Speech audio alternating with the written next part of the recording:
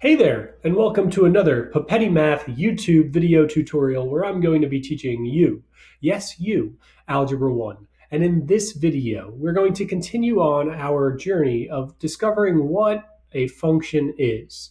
In the previous video, if you haven't watched it, we talked about the definition of a function and we looked at one real-life example.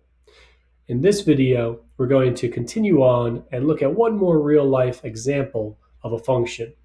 And it says in exercise number 2, another example of a function in the real world is reading a thermometer.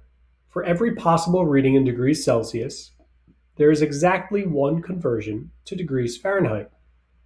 What is the temperature in degrees Fahrenheit when it is 100 degrees Celsius? So 100 degrees Celsius might be a familiar temperature on the Celsius scale because that's the boiling point of water. And that's what it says on our thermometer over here too. And if we follow that across, it says that our 100 degrees Celsius is 212 degrees Fahrenheit. Now, let me ask you a question. Is there any other temperature it could be in Fahrenheit when it's 100 degrees Celsius? And the answer is no. When it's 100 degrees Celsius, it can't be 30 degrees Fahrenheit and also 80 degrees Fahrenheit and also 212 degrees Fahrenheit. That wouldn't make any sense. Because when it's 100 degrees Celsius, it's always going to be 212 degrees Fahrenheit because the conversion works where each input has exactly one output. And now it says, what is the temperature in degrees Fahrenheit when it is 0 degrees Celsius?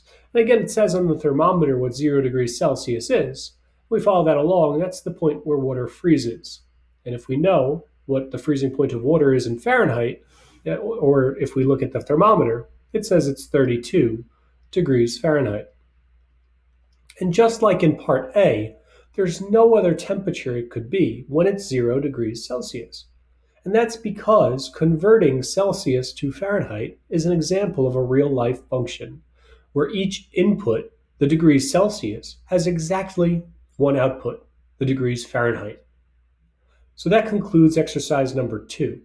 And if this video was helpful, please click the thumbs up below to let me know that this video was helpful to you.